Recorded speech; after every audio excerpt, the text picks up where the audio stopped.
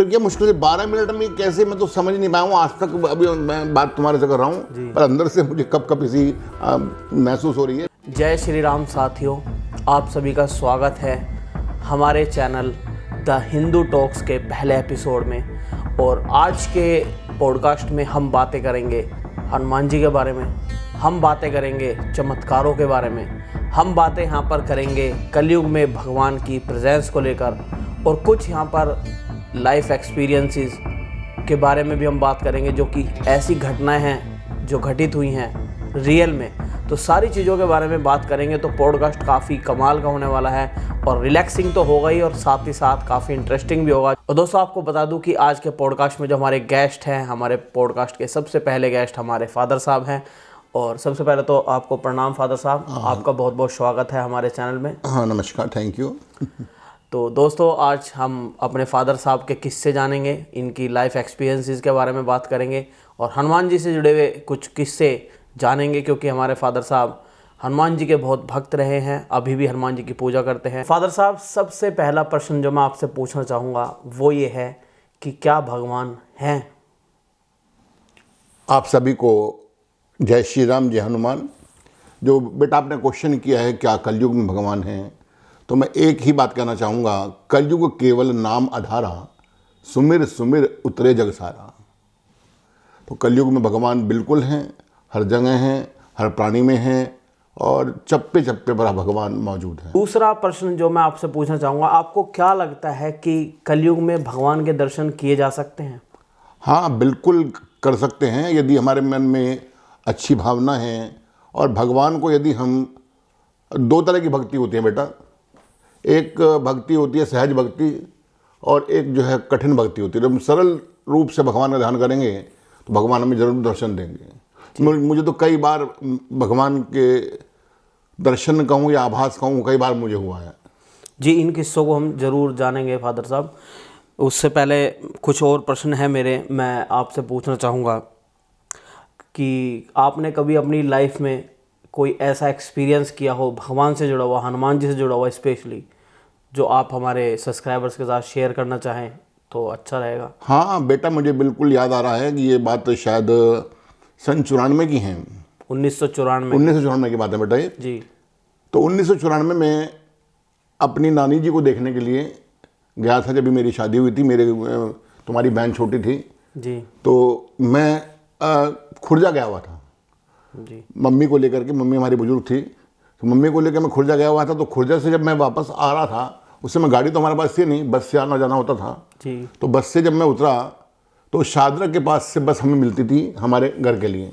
जी, वैसे भी 1994 के दौरान इतनी ज़्यादा पर्सनल कन्वेंस कम हाँ नहीं थी बेटा, और जो है बस भी कम थी और सड़कें बहुत बेकार थी जी। तो उस दौरान मैं दोनों टाइम में सुंदरकांड का पाठ करता था।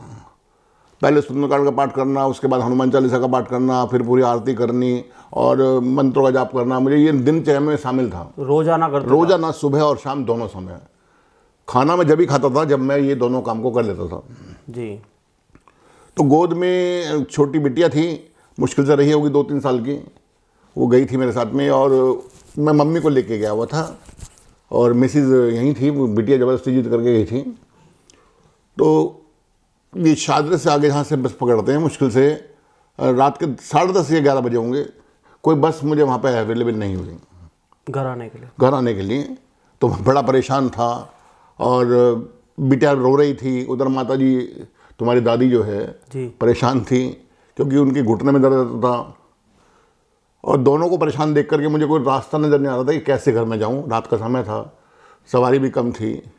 तो बस मैंने भगवान हनुमान जी का ध्यान करा। मैंने कहा प्रभु, ऐसी कौन सी गलती मेरे से हो गई है जो एक तरफ तो मेरी बेटी परेशान है और एक तरफ मेरी माँ परेशान है। बस इतना मैंने कहा। देखा तो इतने में एक जीप आती है और उस जीप में से आवाज़ आई, आजा बेटा अंदर आजा। उस जीप में से आवाज़ आई? कौन बैठा होता जीप के अंदर? वो मैंने बाद में देखा तो अंदर जो है एक बहुत बलिष्ठ संत के रूप में बैठे हुए थे। इतने बड़े उनके कंधे, सिर पर सफ़ेद पगड़ था। सरदार जी थे? सरदार जी नहीं थे, वो अच्छे बहुत तंदुरुस्त, बलिष्ठ जिसको बोलते हैं, थे। उन्होंने कहा बेटा अंदर आ जा। पीछे से देख पाया मैं, आगे चेहरा तो देख नहीं पाया मैं। तो उन्होंने कहा लाओ बेटी भूखी है, लाओ उसको कुछ बोतल दे दो। तो मैंने बोतल दे दी और वो जो है पता नहीं गुनगुना दूध कहाँ से आया, वो मैंने बिटिया को दे दिया। और वो जो है घर के नीचे, हमें बिल्कुल घर के नीचे उतार करके वो। ये कितना डिस्टेंस था फादर साहब? ये मुश्किल से करीबन रहा होगा 20 किलोमीटर के आसपास रहा होगा, 20 के। और उस समय रास्ता इतना ख़राब था कि ये रास्ता कवर करने में हम कम से कम 1.5 घंटा लगता था। बड़े बड़े गड्ढे थे। 20 किलोमीटर का रास्ता कवर करने में आपको 1.5 घंटा लगता था। सड़कें बहुत ज़्यादा ख़राब थी, बसों की सुविधा इतनी नहीं थी। और जब गाड़ी वो हमें घर के नीचे छोड़ के गई है तो तुम्हारी दादी ने पूछा अरे ये कौन थे? तब मुझे होश आ रहा है मैंने कौन बंदा था ये जो मुझे छोड़ के गया है। मैंने जाके बाहर जाके देखा तो मुझे तो कोई नज़र नहीं आया। इस बात को सोच कर के मैं अब भी मेरे में सिरन होती है कि वो कौन सज्जन थे, उनको मेरे घर का पता कैसे चला। और एक सबसे शॉकिंग बात यह है बेटा कि वो गाड़ी में दूध गर्म कहाँ से आया?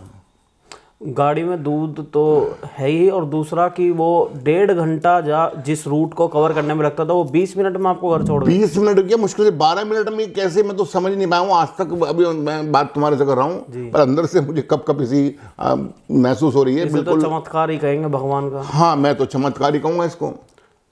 बाई चांस तो नहीं कह सकते क्योंकि बाई चांस यदि होता तो उनको मेरे घर का कैसे पता? हाँ, पहली बात, अनजान आदमी है। फिर गाड़ी में गर्म दूध कैसे आया?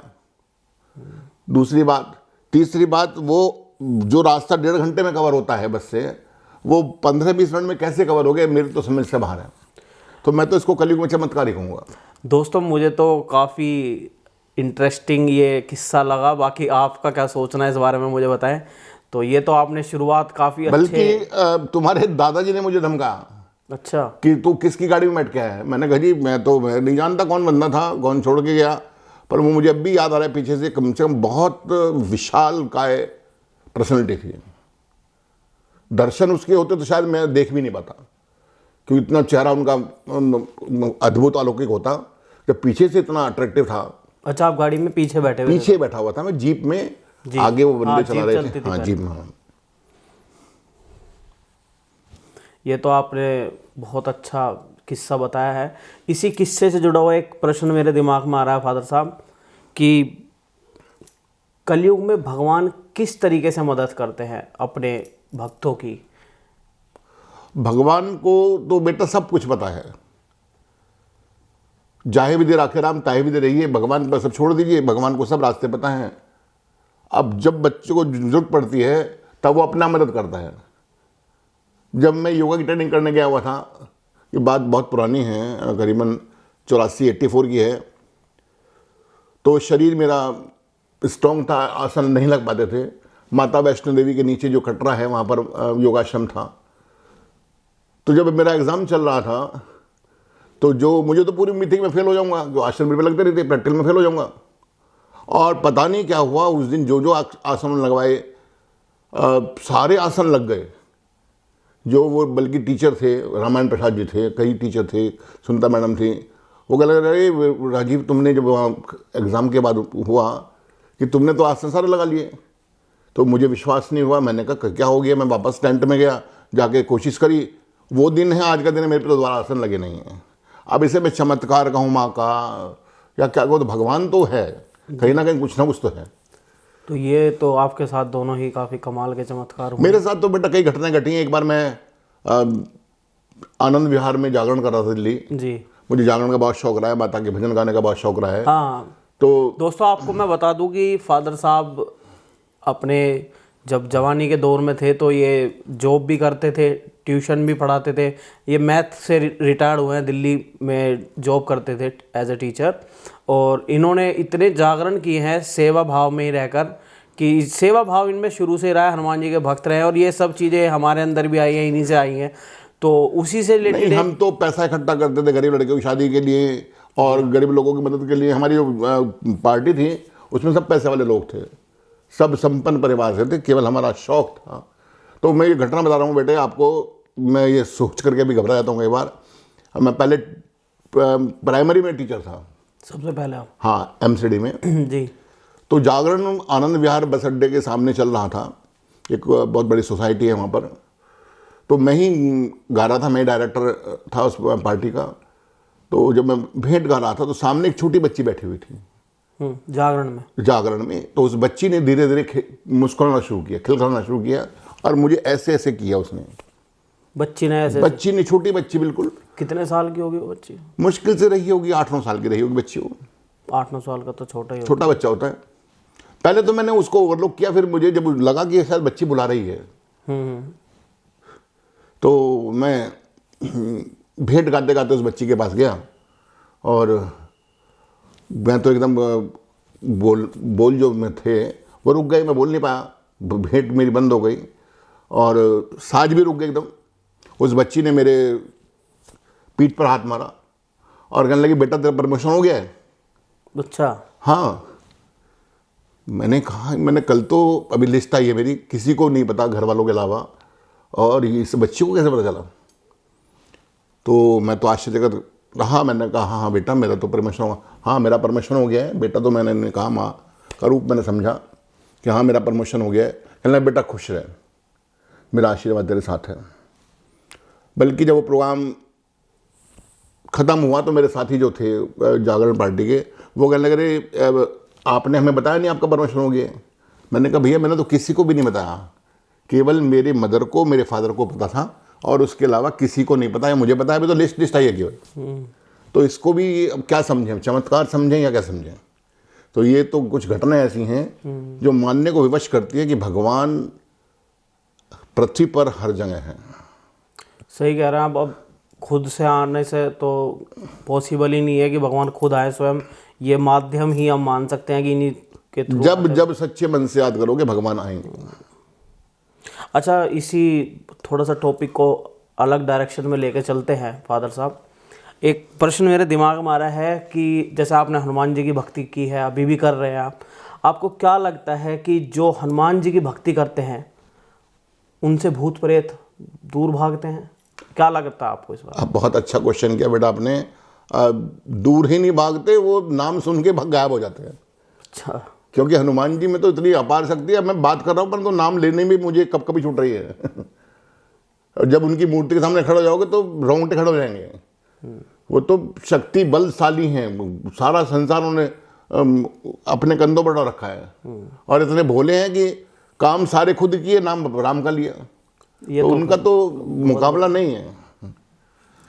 अच्छा, कोई भूतों से जुड़ा हुआ कोई आपने लाइफ में एक्सपीरियंस किया हो, या कोई किस्सा हो आपका भूतों से जुड़ा हुआ, कोई दोस्त का किस्सा हो, या कुछ आपने अपनी लाइफ में कोई ऐसा अभी तक देखा है कोई? हाँ, मेरे साथ तो घटित नहीं हुआ है, परंतु मेरे एक मित्र हैं, उन्होंने भी मुझे घटना बताई थी, मुझे याद आ रही है। वो उनके जो एक रिलेटिव थे, वो देहरादून में रहते थे जी।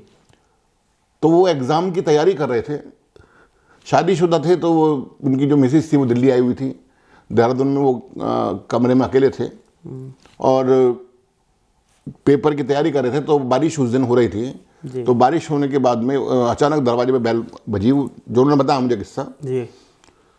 तो एक जो है लेडी अंदर आती है, एक लड़की। उसने कहा, जी बाबूजी मैं भीग गई हूँ, मैं कृपया अंदर आ जाऊँ? उसने कहा कि भाई मैं तो घर में अकेला हूँ। कह जी मैं बारिश रुक जाएगी, मैं चली जाऊँगी। तो वो जो है अंदर लेडी आ गई। उसने कहा, जी कपड़े में चेंज कर लूँ हो? तो उसने कहा, ऊपर चले जाओ, ऊपर जो है मेरी मिसेस के कपड़े हैं, वो आप पहन लो, कोई दिक्कत नहीं है। आके बैठ के वो एग्ज़ाम की तैयारी कर रहे थे अपनी। तो उस लेडी ने कहा उनके मुताबिक, उन्होंने जो मुझे बताया था कि अगर आप कहें तो मैं बताऊं आपके एग्ज़ाम में क्या आने वाला है। अच्छा। हाँ। उस लेडी ने कहा ये? हाँ, लेडी ने कहा कि अगर आप कहें तो मैं बताऊं आपको एग्ज़ाम में क्या आने वाला है जी। तो उन्होंने कहा, तुम्हें क्या पता, ये एग्ज़ाम है, हल्का फुल्का एग्ज़ाम नहीं है, तुम्हें क्या पता, कितने पढ़े लिखे हो तुम? तो पीछे पड़ गए, नहीं आप बताइए, कहें तो मैं बताऊं आपको। तो अपना उनसे पीछा छुड़ाने के लिए उन्होंने कहा कि चल बता दे। तो उसने पेन बार बार पूछ रही थी, तो उसने पेन लिया और पेन लेकर के फटाफट उसमें निशान लगा दिए कि भाई ये क्वेश्चंस हैं, ये सारे आएंगे और इनको याद आप करके जाना, सब आप नंबर आपके अच्छे आएंगे। कह करके बारिश रुकी, वो जो है लेडी चली गई, गायब हो गई घर से एकदम ही। उनको पता भी नहीं चला कैसे गायब हो गई वो। तो सुबह वो मॉर्निंग में जाते थे घूमने के लिए अपने मित्र के साथ में। तो 2 दिन बाद एग्ज़ाम था, तो मित्र उनका आया, तो वो जो है कपड़े शूज़ वगैरह पहने थे, तो मित्र ने वो किताब उल्टी, कह रही इसमें निशान कैसे लगे हुए हैं। तो दोस्त आपस में मजाक करते हैं, उसने कहा भैया ये सारे एग्ज़ाम में आने वाले क्वेश्चन हैं, मुझे पेपर आउट हो गया तो सारे एग्ज़ाम में आएंगे। अच्छा, मजाक में कह दिया उन्होंने वो सारे क्वेश्चन याद कर लिए, ध्यान में ले लिए। दोस्तों ने वो क्वेश्चन रट लिए सब। वो मजाक समझ रहे थे। अब जब 2 दिन बाद एग्ज़ाम से निकल के आए, तो जो उनका दोस्त था जिसने वो क्वेश्चन नोट किए थे, उसने कहा कमाल हो गया भाई, अरे सारे क्वेश्चन वो जौके तो आए हैं। अच्छा। तब उसका माथा ठनका कि अरे ये क्या हो गया। तो वो बता रहे थे कि ये अनबूझ पहेली है कि वो कौन था, आत्मा थी कि जो मुझे क्वेश्चंस बता के गई, वो अब तक अनबूझ पहेली रही है। तो ये कुछ घटनाएं ऐसी हैं जिनके बारे में कहना ये तो बहुत मुश्किल है। चौंका देने वाले किस्से हैं जी। हाँ बिल्कुल, उन्होंने बताया कि देखो कितना आश्चर्य की बात है। तो उन्हें मतलब जरा भी एहसास नहीं हुआ कि ये नॉर्मल इंसान है या भूत है, क्या मतलब नॉर्मल लग रहा था बिल्कुल उन्हें? बिल्कुल नॉर्मल लग रहा था, नॉर्मल लेडी जैसे होती है वो आके बैठ गई। या कोई साध्वी हो पहुंची हुई, कुछ ऐसा भी हो सकता है? नहीं, साध्वी तो नहीं रही होगी, प्रेतात्मा ही कोई रही होगी। अच्छा। हाँ, जहाँ तक मेरा आइडिया प्रेतात्मा रही होगी। बादल साहब, बहुत अच्छे किस्से आपने सुनाए हैं, और सबसे कमाल की बात है कि कुछ आपने खुद से लाइफ में एक्सपीरियंस किए हैं और कुछ आपके मित्रों ने आपको बताए हैं। दोस्तों, आपका क्या सोचना है इन किस्सों के बारे में? आपको ये पॉडकास्ट कैसा लगा? हो सकता है छोटा हो, पर क्वालिटी हमने देने की कोशिश की है, और ऐसा नहीं है कि मनगढ़ंत चीज़ें बनाई हैं। जो चीज़ें खुद से फेस की हैं या अपने लाइफ में अपने दोस्तों से, मित्रों से, फैमिली मेम्बर से सुनी हैं, वही चीज़ें आपके साथ शेयर की हैं। इसी तरीके के पॉडकास्ट देखने के लिए सबसे पहले तो आप सभी से रिक्वेस्ट है कि आप हमारे चैनल को सब्सक्राइब करें। द हिंदू टॉक्स का ये सबसे पहला एपिसोड था, और आप सभी के प्यार से, स्नेह से, आशीर्वाद से हम चाहते हैं चैनल ग्रो करे, और हम आपके लिए इसी तरीके का क्वालिटी कंटेंट लेकर आते रहें। चैनल को सब्सक्राइब जरूर करें अच्छी अच्छी वीडियो देखने के लिए, और बिल्कुल आपको जो किस्से मिलेंगे सब सही मिलेंगे, सब देवी देवताओं से रिलेटेड मिलेंगे जी। और उन लोगों को मैंने ही बेटे से कहा था ये चैनल तो बना, जो हमारा हिंदू धर्म है इसको आगे बढ़ाने के लिए, जो घटनाएं लोगों के साथ घटती हैं उनको लोगों तक पहुंचाने के लिए मैंने बेटे को प्रेरित किया। कोशिश हमारी यही रहेगी दोस्तों कि बिल्कुल जेन्युइन चीज़ ही आपके साथ लाई जाए, चाहे उस वीडियो में समय लगे, पर बंदे भी जेन्युइन लाए जाएं। जो भी यहाँ पर पॉडकास्ट में बैठे, एक एक चीज़ जो नेचुरल हुई हो उनके साथ, वही आपके साथ शेयर की जाए। तो इजाज़त चाहेंगे आप सभी से। जय श्री राम, हर हर महादेव। जय श्री राम।